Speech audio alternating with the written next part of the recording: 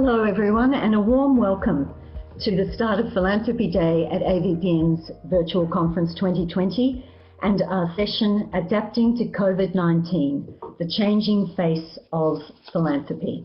I'm Ruth Jones, Director of Global Markets at AVPN, and I'm so happy to have you all with us today. For those of you who do not know about AVPN, we're a network of funders and resource providers with over 600 members across 32 markets, I beg your pardon. Our mandate is to move more capital towards impact in Asia by providing social investors like you opportunities to connect, learn and lead. We're also sharing highlights of our day live on LinkedIn, Facebook and Twitter, so don't forget to share your experience with us by using the hashtag @AVPN2020. I will be your MC. My role is to ensure that your experience in the next hour is a meaningful one.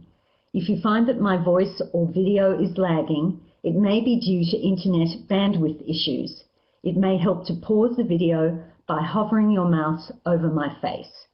If you're facing other technical challenges, such as difficulties in hearing the speakers, please do not hesitate to reach out to us through the Q&A pod or the chat box on the main conference page.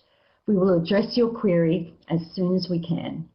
We advise you not to surface your tech questions on the chat room, as that's solely for content discussion. Before we kick off our session, I'd like to highlight a few features of this virtual room. To start, please make sure you're using the app version of Adobe Connect. It will give you the best user experience. Please keep your microphones turned off. There's no need to turn on your video camera at any point during the session. If you get disconnected at some point or have a bad connection, try to log out of the app and then log back in. Or if you're using the browser, refresh the page. Ensure that you're not running other programs in the background, and this will improve the situation. Please note that the session will be recorded, and you will be able to access the recording from the conference from conference@avpn.asia. You would also have seen the community chat box that I had asked everyone to use to introduce themselves. After the session starts, please feel free to share any comments you may have here throughout the session. We advise you not to use the chat box to surface any technical questions, as that may disrupt the session flow. If you have questions for your speakers in relation to the session, we'll have time for Q&A, so stay with us till the end. Feel free to type your questions in the Q&A pod and we'll convey these questions to our speakers. Due to time constraints, the speakers may not be able to respond to all of your questions. Please note that during the presentations, your questions will only be visible to the AVPN team. Rest assured that we are monitoring this behind the scenes and we'll address as many of the questions as possible. Throughout the session, there will be polls for you to participate in. If you take a look at the bottom of the screen, we've also provided you with reading materials that you can download or refer to. Finally, to continue chatting with your speakers and fellow delegates, please make full use of the AVPN connector. The link may be found in the resource section. A quick 1-minute tutorial can also be found on the main conference site to make full use of your networking opportunities. So now let's move into our session. Philanthropy has long been a driving force for social impact, and as the recent COVID-19 crisis has shown, Asian philanthropists are exhibiting flexibility in responding to urgent needs while remaining cognizant of long-term goals. Our three speakers today have been at the forefront of philanthropy's effort in their respective countries, dealing with the immediate impact of COVID-19 and now preparing for this next phase. Our moderator today is Eric Nee, Editor-in-Chief of Stanford Social Innovation Review. I'm ready to bet, Eric, that everyone on this session today knows of and reads SSIR and is deeply appreciative of what it has contributed to the field of philanthropy, as I am. Eric, over to you. Well, thank you, Ruth, for that kind introduction. I certainly hope everybody is an SIR subscriber. If not, I encourage you to do so. I also want to welcome everyone to the session, Adapting to COVID, the Changing Face of Philanthropy. As Ruth said, my name is Eric Nee. I'm the editor-in-chief of Stanford Social Innovation Review, a global media platform for leaders of social change organizations, such as yourselves, and a place to exchange ideas and learn from one another. We publish a quarterly magazine in English, Chinese, and Korean, along with articles on our website, webinars, podcasts, and conferences. So last year at this time, I was in Singapore attending AVPN in person, where I moderated another webinar looking at how philanthropy is practiced in the United States and in Asia. But this year, I am at my home in Palo Alto, California, a short walk from Stanford University where I work. Believe me, I'd rather be in Singapore right now for a whole lot of reasons. But the advantages of holding the convening online are that no one has to travel. And as a result, many more people can attend. And I think that's shown up in the attendee numbers that we've been getting this week, which is terrific because we have, as Ruth said, 3 amazing speakers with us today to talk about a topic that is quite literally on everyone's minds. How is and can philanthropy respond to and adapt to the COVID pandemic? Of course, there's not a single answer to this question. It will vary widely depending on the philanthropist or the foundation itself and what its capabilities and resources are, on the strength of other philanthropists and civil society organizations in the country or region where they work, on the response to COVID by the governments and the private sector, and on the actual conditions on the ground where one is operating. That is a lot of variables. But nevertheless, there are a lot of things that we can learn from each other and from the experiences of philanthropists such as the ones that have joined us today. So for the next hour, we're going to explore that topic. We're going to start the conversation by having each of our 3 speakers give a brief introduction about who their organization is and what they are doing in response to COVID. I'll then ask a brief follow-up question of each of the speakers in turn before we open it up to the entire panel for questions from me and questions from you, our audience. So get ready to submit your questions. We're also going to conduct 3 quick polls of our audience toward the beginning of the session to find out who you are, what you've been doing in response to COVID, and what has been the biggest challenge that you have faced.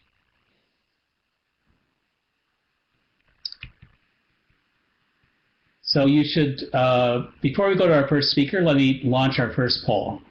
You should see the poll on the right side of your screen.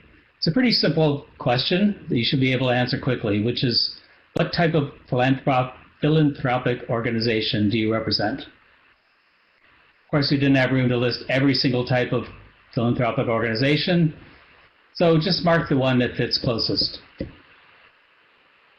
And as you do that, I already see numbers coming in. I want to introduce our first speaker. He is Leong Chung, Executive Director of Charities and Communities for the Hong Kong Jockey Club.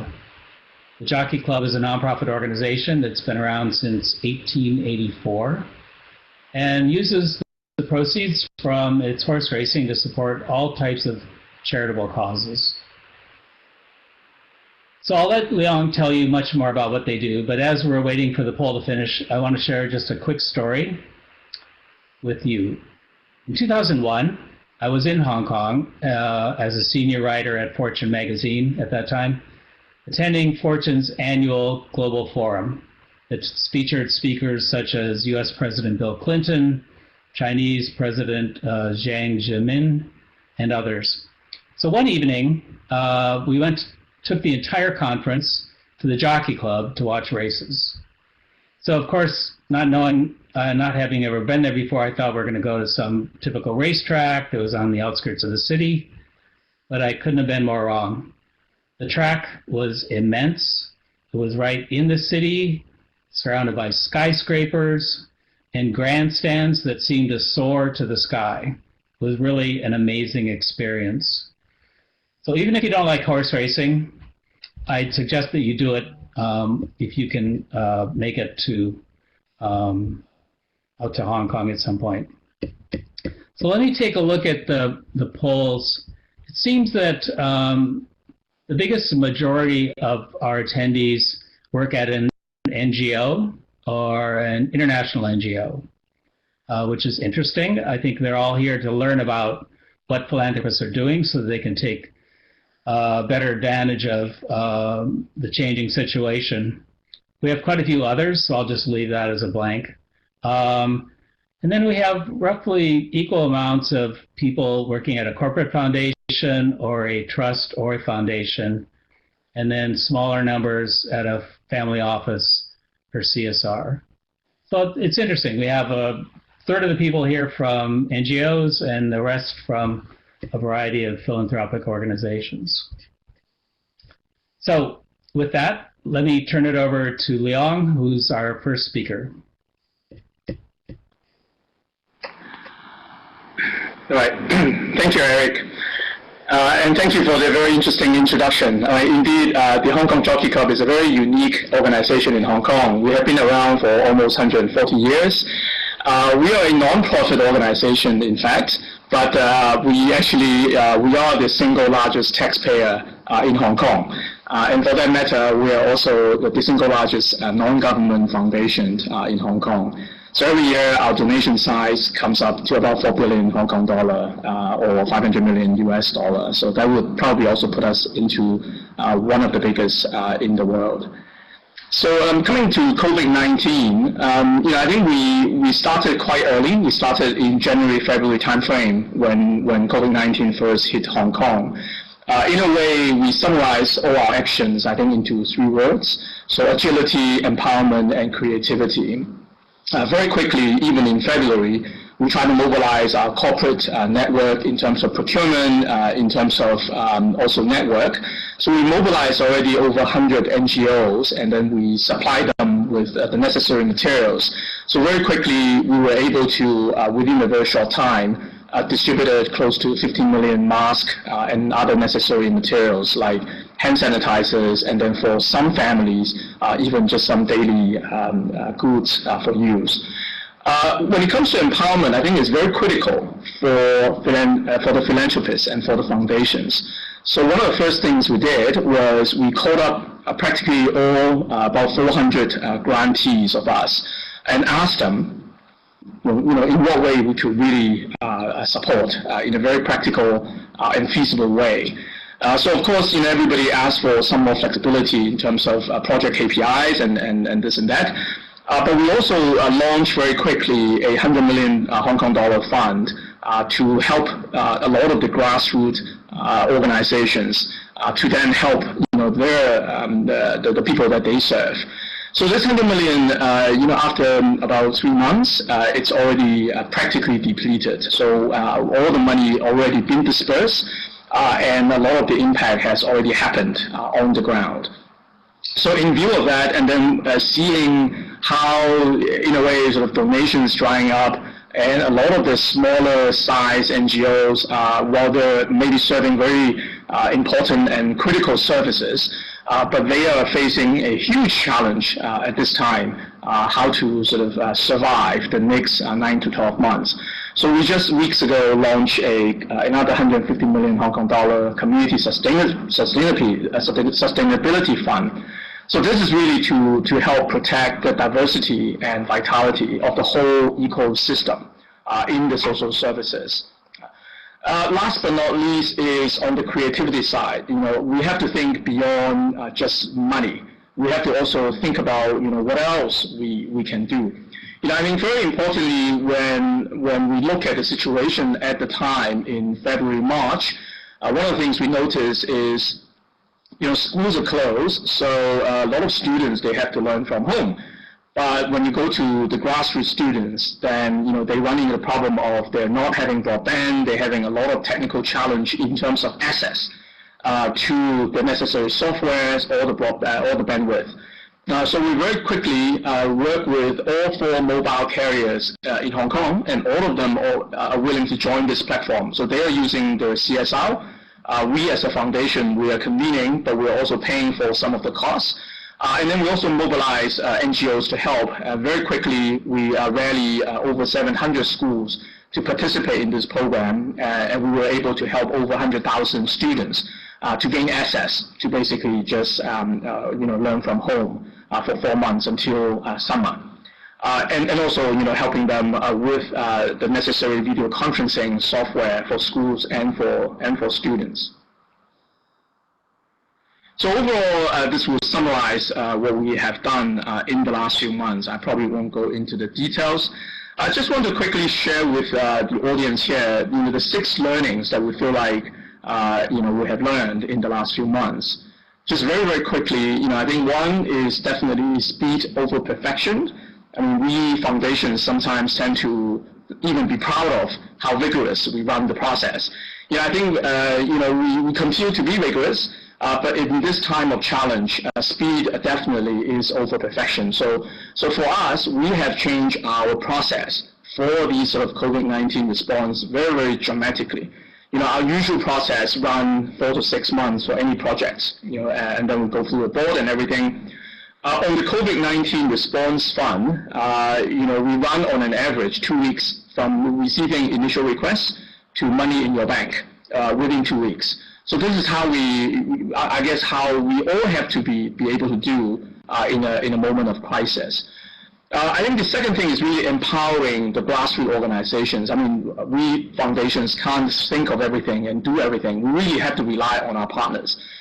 So we are very thankful and grateful of the trusted partnership that we received. So in this round, we have supported over 200 such organizations to really help. And I think that in the process, the very important thing is that we build solidarity in the community. So instead of people just pointing fingers at each other, but people feel like I am empowered, I have the financial resources at least to at least do something for the community that we all live in.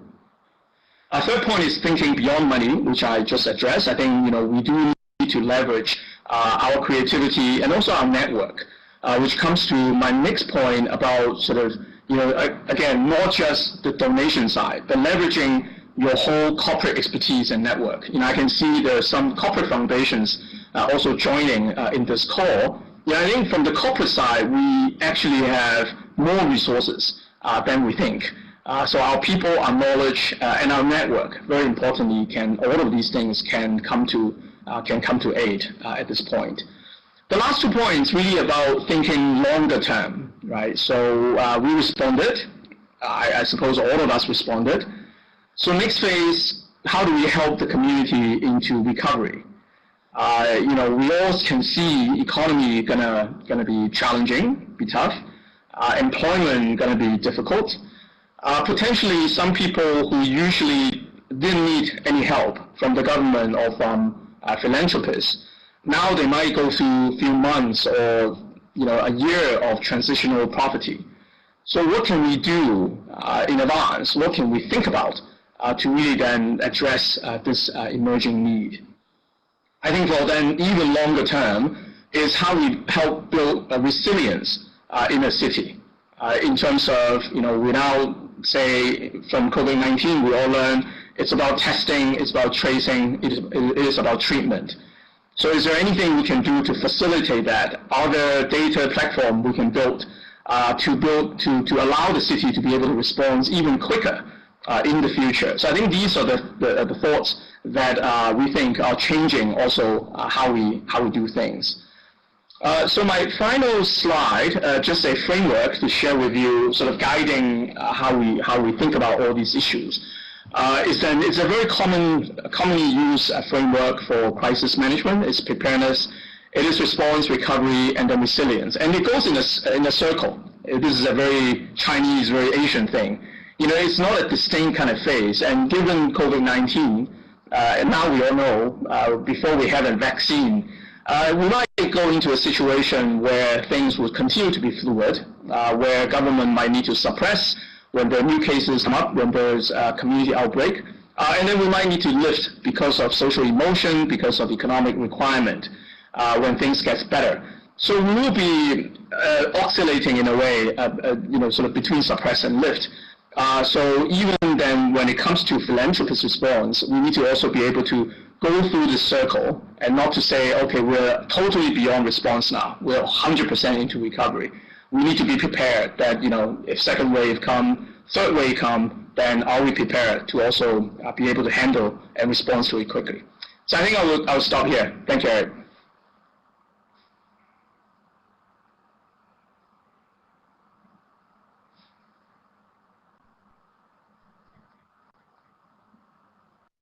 Sorry for the pause. I'm getting used to the control panel here.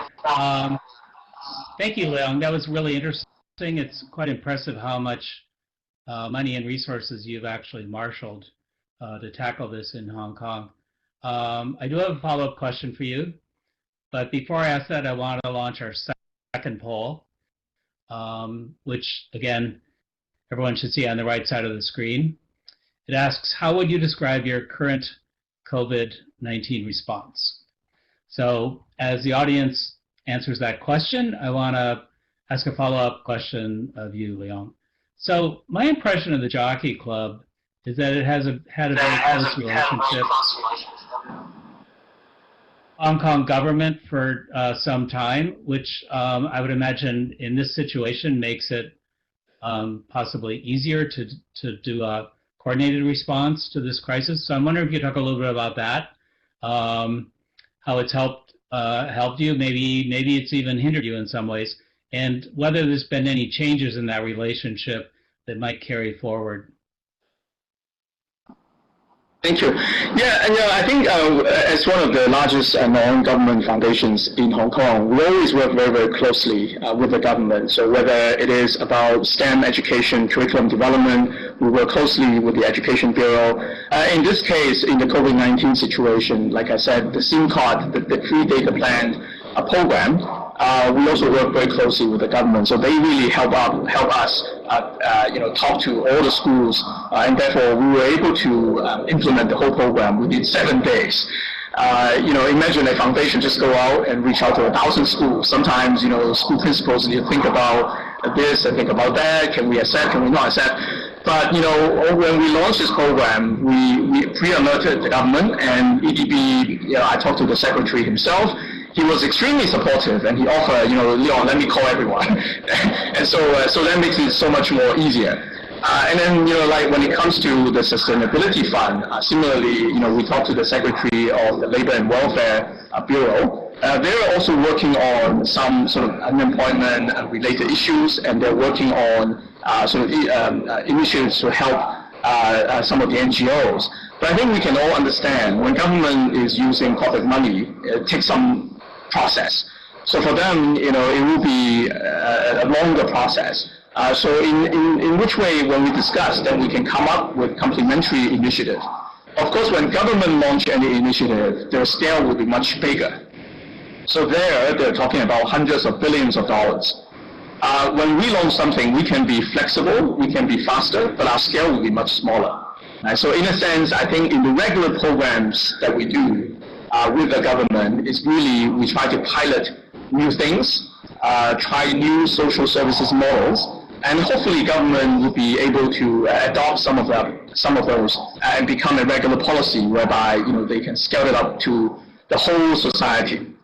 So I think similarly in COVID-19, what we try to do is really come very quickly to the problem. And hopefully through that quick reaction, you already solve some issue. And also test out something. Right? So the government can later on pick up the ball when they have a larger, burden of proof when it comes to sort of using public money. I mean, that's impressive to be in the schools in 7 days, and I guess it comes from the trust that you have, reciprocal trust that the government has with you and you with the government. Like I'm sure a lot of people listening on this call are jealous. So let me just give the brief response to this poll of how would you describe your current COVID-19 response.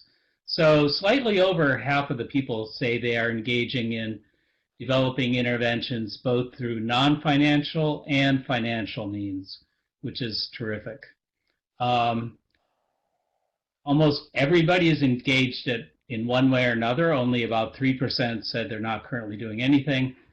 And the remaining 48% is split roughly half and slightly more people doing financial interventions than non-financial. But overall, most of their listeners are doing a very balanced approach, which I think is commendable. So now let me thank you, Leong, for your presentation. Now I am going to introduce our second speaker, Susan Afan, the Managing Director of the ABS-CBN Foundation in Manila. And Susan, I am going to turn it over to you. Okay. Thank you very much, Eric. Can you hear me? Hello, Eric? Yes. Hi, Susan. Yes. Okay. All right. Turn on your camera. Well, okay. There you go. Good morning, everybody. I too wish I were in Singapore for a lot of different reasons as well, but I am greeting you from Makati, Philippines. I also would like to thank the organizing committee of the 2020 ABPN Summit for inviting me to speak on behalf of the ABS-CBN Foundation and being part of this very distinguished panel. This is my first virtual conference, and I can see that it's being attended by thousands of people. I've been listening to some of the speakers already, and it's really quite exciting. And I really would like to congratulate the people behind this wonderful conference because it's really been very inspiring so far, and it's been great Zooming with everyone else. So I hope that my contribution to this forum this morning will be twofold. One will be to share how our 30-year-old foundation also found ways to adapt and pivot in this new COVID-19 world of ours. And I would have to say that many of the things that Leong said, whether it was speed, trust in partners, leveraging in each other's expertise, and thinking beyond money, were also things that we did. But I would have to say that truly, probably one of the things that we did really well was the whole leveraging of our networks in the Philippines to produce the kinds of results that we were able to do in a very short period of time. But my second contribution, hopefully, to this morning's forum is to really help in rallying everyone. That in moving forward, we really have to have the resolve to find ways to band together with urgency, because our mandates, our individual mandates right now are being challenged, because not only are we being called to enhance people's lives, to help people, but actually to save lives and to pivot to the emerging needs that are just about to take place. So who are we? We are the ABS-CBN Foundation, which is one of the biggest, oldest media-based foundations in the Philippines. We have three main pillars. They center all around environmental protection, children, whether it be education or through protection, and disaster relief and rehabilitation. We are a funder, we are a resource provider, and we are also an implementer, believe it or not. But sometimes some of our projects have become so huge that we really need additional funding in order to get things not just going, but for it to have a multi-generational effect for years and years for our people to not just enjoy, but benefit from. The three main pillars of our organization, mostly they are in Filipino, so I will just tell you that the first one would be in relief and rehabilitation. In Filipino, it's called Sagip Kapamilya, which is helping families, especially in times of disaster. As you know, the Philippines was hit by Typhoon Haiyan many years ago, and we just had a volcano erupt just in January, and we weren't even finished yet in helping the evacuees of the volcano eruption. COVID-19 already hit us in March.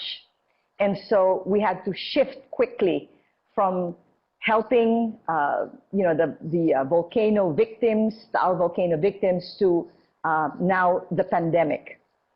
And then, of course, while this is ongoing, we are also very much involved in child protection. Unfortunately, many of our children right now are not just being victimized through online sex abuse, but unfortunately, our children too are being subjected to a lot of stress in terms of physical abuse, because many of the parents do not know how to parent, and they use physical abuse to discipline them. So that's been a big problem of ours too. We're in our hotline. We have a national hotline for child abuse, has also seen an increase of 300% in terms of calls coming from children asking for help.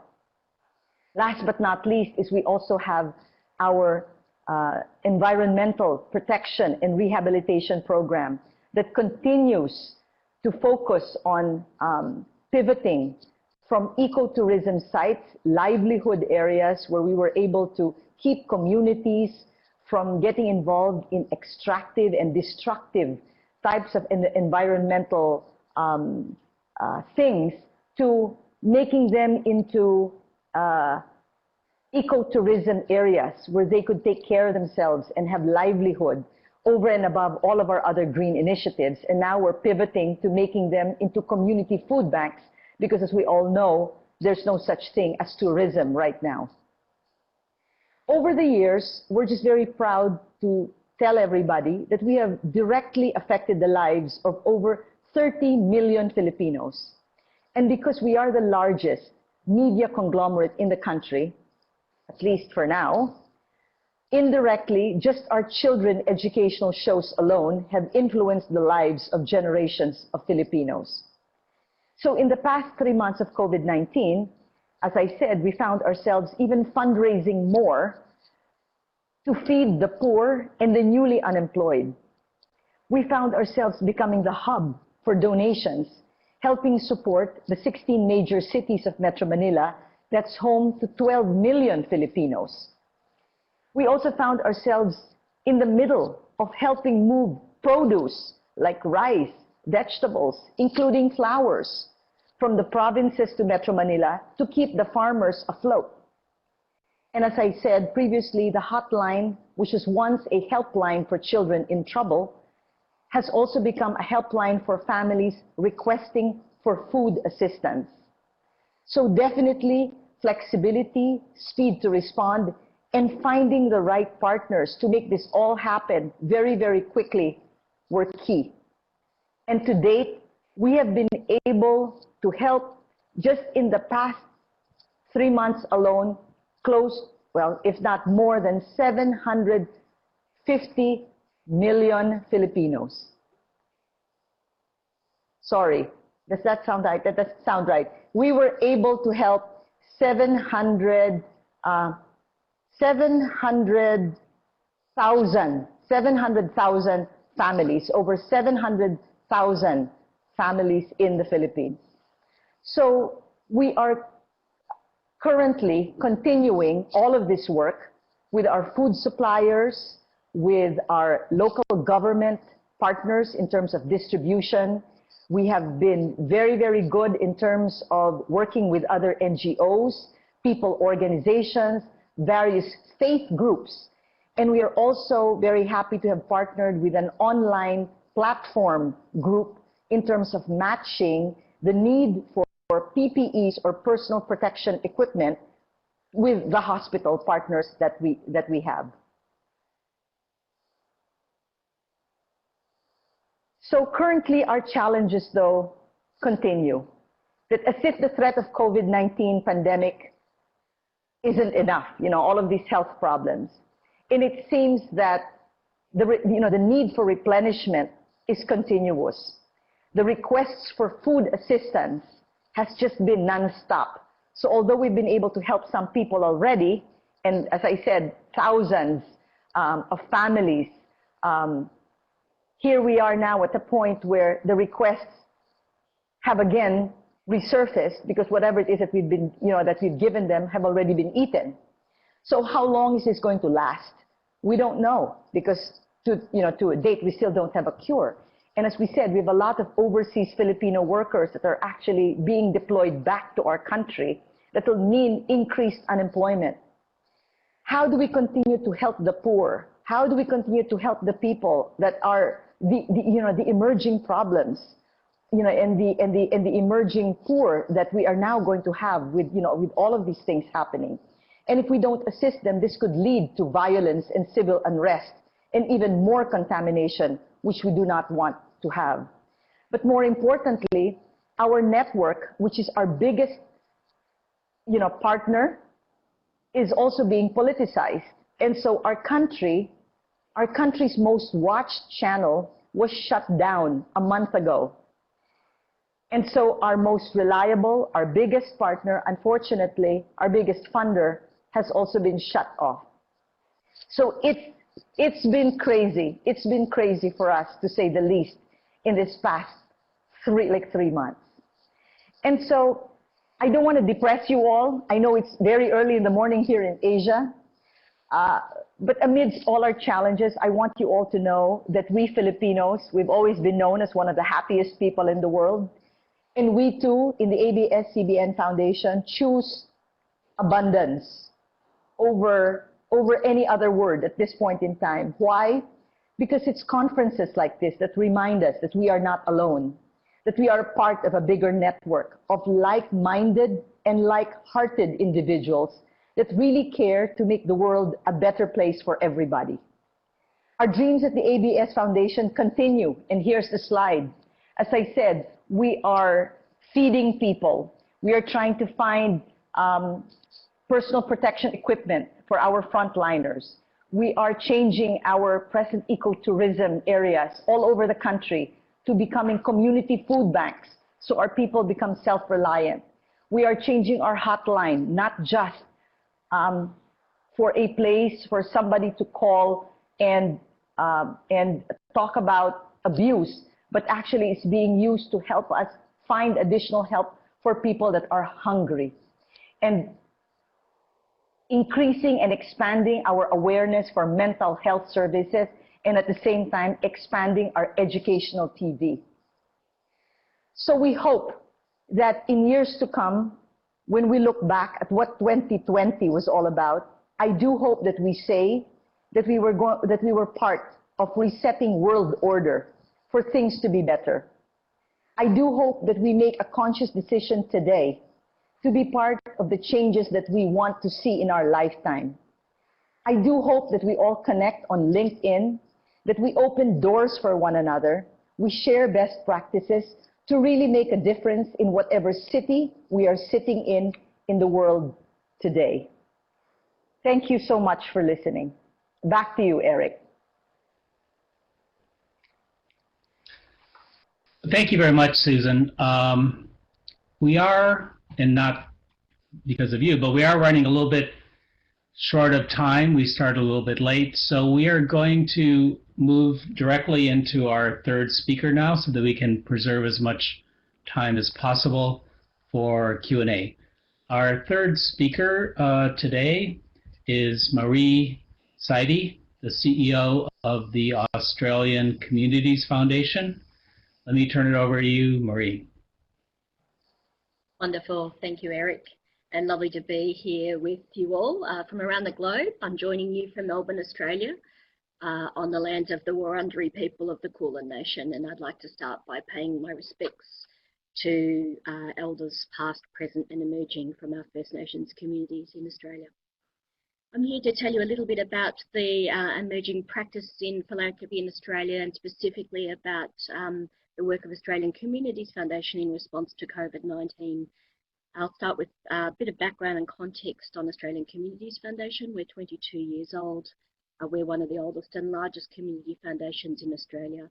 For the first half of our existence, we were a place-based community foundation, and for the last 10 years or so, we've operated with a national remit, which means that we support and work in collaboration with other community foundations across Australia, of which there are about 40. For those of you who don't know what community foundations do, the best way to describe it is that we're infrastructure or intermediary foundations. So we support other people's giving. At Australian Community Foundation, we have about 350 structures or funds and about 1,000 donors who give through us out to organisations across Australia and internationally. To answer some of the questions that have been coming up on the panel poll, Philanthropy Australia, which is our peak body, moved very quickly at the start of COVID-19 to create a pledge for philanthropic foundations across Australia, which was a pledge to best practice. And that meant that Australian Communities Foundation and many other foundations signed up to just doing some very simple things that have made a big difference during COVID, and that is to reduce red tape, to extend support to our current grantees, to agree to give above minimum distributions, to remove monitoring requirements if needed, and just essentially put an ask out to all of our grant partners to say, what do you need? So take that as a given as we go through this presentation, that's already been something that we committed to very early. And I'm going to take you through 4 other things that we've done in response to COVID, and they really play to the strengths of us as a community foundation. So they are very briefly that we focused on direct relief, rapid response, long-term systems change, and infrastructure support. So direct relief, one of the early things we did was set up a National Crisis Response Fund. Sounds quite similar to the work of the Hong Kong Jockey Club, unfortunately not on quite the same scale. We've raised about $500,000 to date through the National Crisis Response Fund, and this is really focused on giving to communities who are falling through the gaps, so where government support is not going. So we're thinking about refugees and asylum seekers both in and out of detention, people with a disability, First Nations communities, particularly remote First Nations communities that have been at risk and needed quite practical support to respond to COVID. Renters and low-income households, people experiencing homelessness, family violence, women, we know are particularly at risk at the moment, and people exiting prison. This is a pooled giving fund, and that's some of the work that we do a lot at Australian Communities Foundation, which is encourage people to give together and then we give out to the community. So direct relief. The other role that we play often in the sector is to get money out the door rapidly. And when I say rapidly, this fund, the Rapid Advocacy Fund that we've created in collaboration with our National Council of Social Services and some civil society groups such as Australian Progress, gives out money within a week. And it's specifically supporting grassroots campaigning organisations. So we're thinking about people like the unemployed workers unions, our renters' rights groups. There's been some movement around from legal teams wanting to make sure that over-policing is monitored, and currently, obviously, that's a really critical issue globally, as we've seen appalling examples of over-policing worldwide. So rapid response and advocacy is a real strong part of what we do. Thirdly, we focused on longer-term systems issues, and so this is trying to think deeply into what sort of Australia do we want to emerge into, and indeed what world do we want to emerge into post-COVID. So these are just 4 examples of the types of issues that we're funding into. So welfare reform has moved very rapidly in Australia. It was formerly quite a stuck, entrenched issue. But all of a sudden, on the back of COVID, we've seen the unemployment rate double, more than double, and we want to make sure that that continues to have a strong safety net post-COVID. We're really thinking about misinformation and digital rights because we know that people getting access to information they can trust is really important at this current time. The nexus between climate and health, we fund a lot in the environment, and so it's really been interesting and important to think about where climate and health intersects with COVID, and health rights to vulnerable communities. And we've done some funding into supporting social distancing, for example, with refugees in detention. And finally, and probably most unusually for this conversation, as an infrastructure support, we set up a national funding platform very early on in partnership with Philanthropy Australia, our peak body. And this is a very simple idea, and I would encourage others to take this up in other countries. It's a web and online platform where funders can come and browse funding requests from not-for-profit organisations across Australia. In the 4 months it's been operating, we've seen $11 million worth of funding requests come through and about 300 different organisations seeking funding. And I'll give you a very quick snapshot into the types of groups that are seeking support. Big focus on socioeconomic disadvantage, disability, young people, people experiencing homelessness, Aboriginals and Torres Strait Islander people as a few of the groups. So finally, just to finish off with what are the key insights that we've seen through COVID, a trend towards collective giving. I think this is really important as a way to reduce red tape and also reduce philanthropic organisations not working together effectively. So collective giving is a great way to respond in this time. So we've had over 30 funders contribute to the different funds that I've talked to you about. Really strong, important focus on critical systems change, particularly in response to essential services and holding the government to account. Health and wellbeing is clearly at the forefront of people's minds for good reasons, but interestingly, physical and mental health are both being considered thoughtfully by funders and also fund seekers, and importance of catching those greatest risk of falling through the gaps. So that's it from me. I'd like to thank you, everyone, and I'll try and respond to your questions online.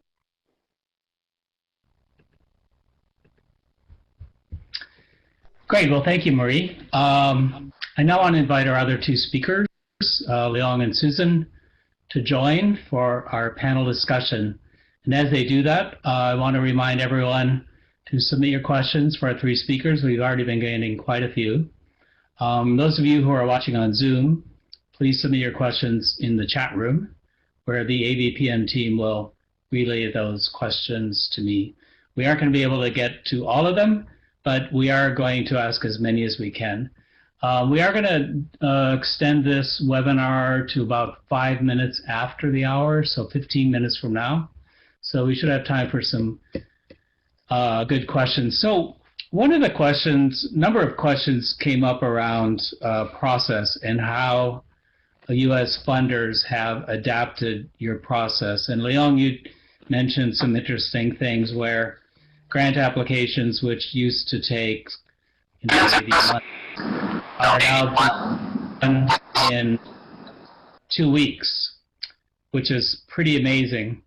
I wonder if you could talk a little bit more about that. And are these changes ones that will last, or are they just being done temporarily because of the situation we're in? For us, it's a matter of evaluating risk and the potential impact. So our normal procedures, normal process for any grant application, that runs for about 4 to 6 months. So we do a very thorough due diligence on those projects. But those projects generally are much larger and they run through a number of years. So for the COVID-19 response fund, we set up sort of, for each grant, we limited to about 500,000 Hong Kong dollars, still a reasonably substantial amount of money. And so that's about $60,000 US. So we limit the size of each grant, and then in which case then we can really shorten the whole approval and payment process. And this time around, we also try to put everything online, digital.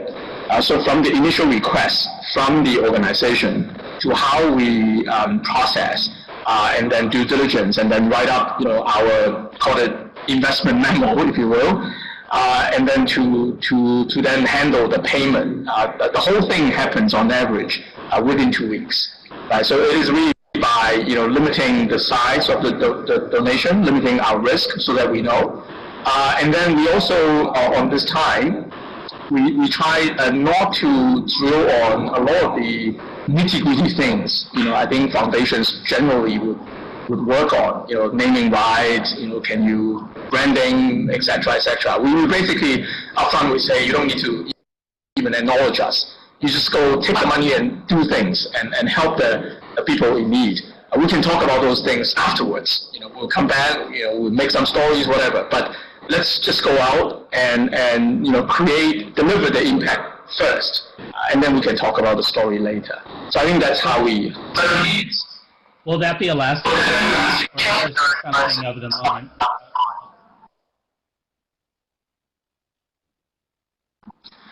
Responding with an unprecedented way of responding to it. I think when things return to normal, we will have to evaluate what should stick, what would be just a one-time practice. So to us, I think, to me anyway, the whole digitalization of the application process, to me is fascinating because we are able to get daily reports, on how many people applied, how many already failed the qualification screen, and etc. So these are things we feel like we will try to make them stick even longer term. So let me just follow up with Susan. We had a question from one person asking about, if your primary funder has significantly reduced the amount of money they're giving to you, what have you done to raise money? And I think we talked a little bit about this, but I think our audience would be curious to hear this, that foundations themselves have to make, kind of big pivots, and you've had to really look to a new funding source. Can you talk a little bit about that and whether that's something you think might continue, even if your corporate funder was able to continue to, in the long run, give you money? Mm-hmm. Well, our free TV, which is the one that has the greatest reach all over the Philippines, and radio was the one that was shut down. So we have moved to cable, and we are now doing digital concerts, believe it or not, on Facebook. And because we are media-based, we have artists that are giving us their time for free and their talent as well, which is making us helping raise money. But how long this is going to last, I'm not sure. I mean, the first two were very good. The third one wasn't anymore. And then we also tried even putting in a play. It was an original Filipino play that was at one point, you could only see it at X number of pesos, and now they allowed us to stream it online for 3 days, and we got quite a lot of money for that. So we're just being very creative. Let's just put it that way, and everything is going digital. We are also partnering with fintech companies and online stores like Lazada to give us a percentage of whatever sales that they have. And as I said, it's been refreshing to also get new ways of funding in other ways. Marie,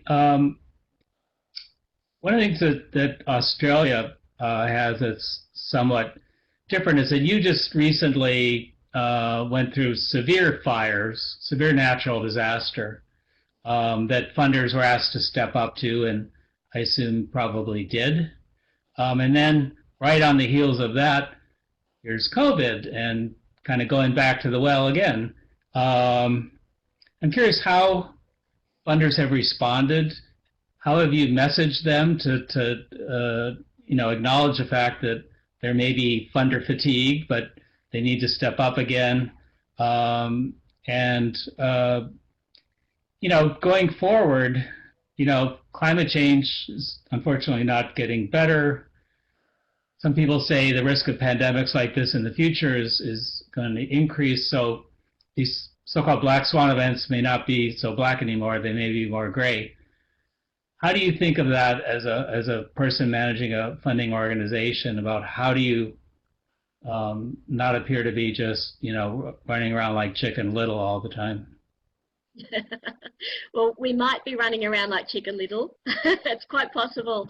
It's a great question. Thanks, Eric. Look, I think what's been really well demonstrated in Australia is that the bushfires were very climate related and COVID clearly very health related. And as I said in my presentation, those two issues are becoming incredibly interlinked in public debate and discussion and policy making and good policy making.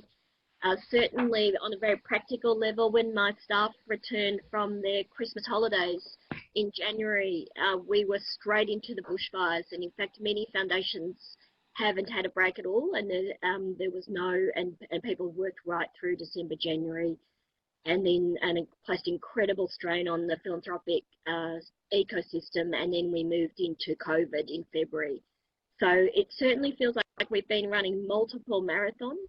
And on top of that, we've got this very interesting, so in Australia, we see very generous outpourings in response to crises from donors and individuals in general, and we've certainly seen that for both the bushfires and COVID. But there's always a limit, and so what we're anticipating is while we'll get through this year, next financial year particularly, and calendar year is going to be incredibly difficult for the philanthropic ecosystem to meet demand. So at the same time as all our not-for-profits across Australia will be experiencing somewhere between a 20 to 30% drop in donations and support to their organisations, they will be at the same time experiencing a really, really incredible increase in ask from their stakeholders. So that's a long way of saying this year's been quite catastrophic. Next year will be incredibly dire, and I think that's the year where we've all realised this very long tail for those two crises is going to show up. Thank you. So we're close to running out of time, but I don't want to end on a sort of down note. What I want to ask each of you to kind of, in a kind of a rapid fire round, what are the things, maybe the positive things that you see coming out of this COVID crisis and other forms of crisis that I think, each of you in your own countries are facing? What are the positive things that might come out of it for the future? I'm going to start with Susan.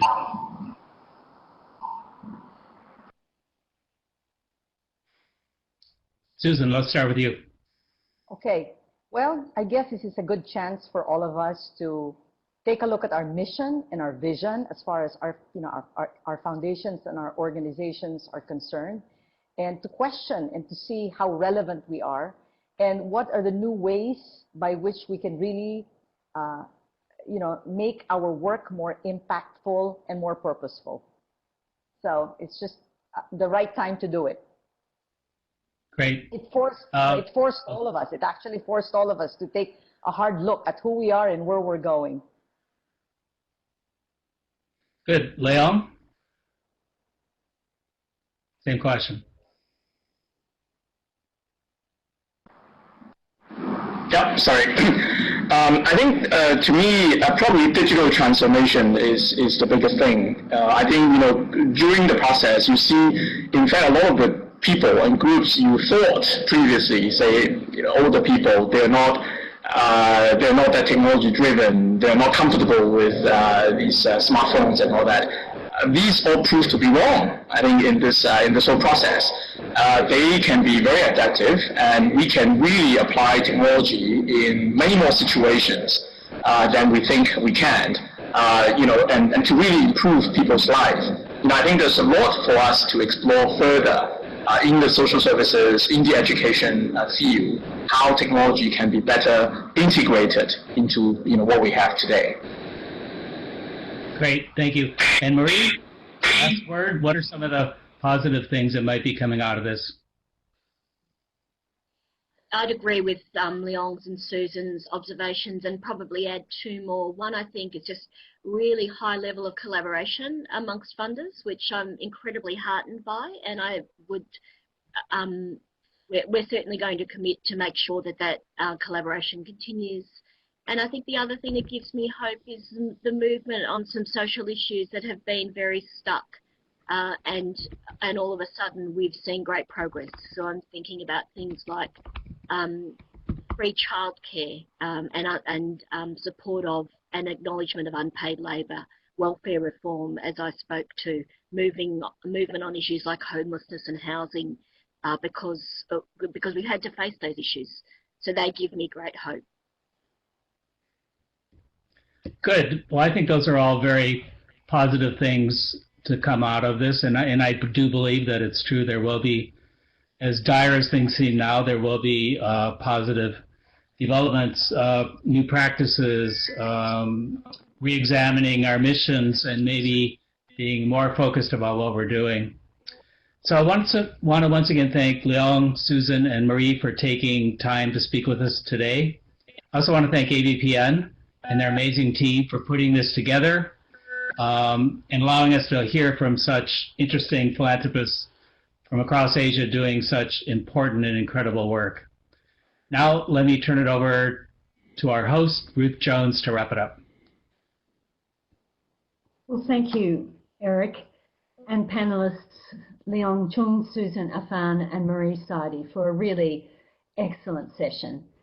Before we conclude, we would like everybody who has been listening in today to give us their feedback on the session. Please enter your responses in the screen that will be coming up before you. There are four. I've taken away some important messages from this session. Speed over perfection, long-term systems focus, the way climate and public health have become inextricably linked in the public mind, and COVID's long tail, and the social issues it has made us confront. So lots to think about there.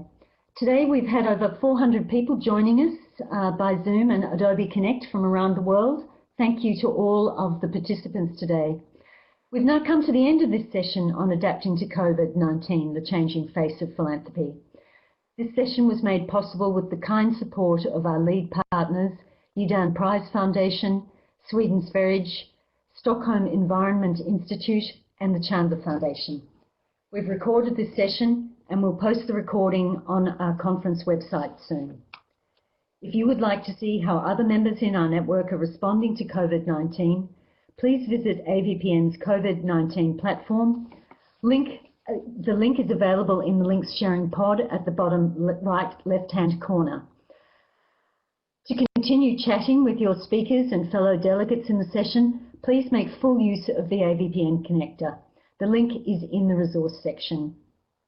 Do share your highlights of this session on social media and remember to tag us using the hashtag @AVPN2020. The conference continues at 10 a.m. Singapore time with a session on funding systems change in Asia. What can donors and doers learn from each other? We look forward to seeing you there, and thank you.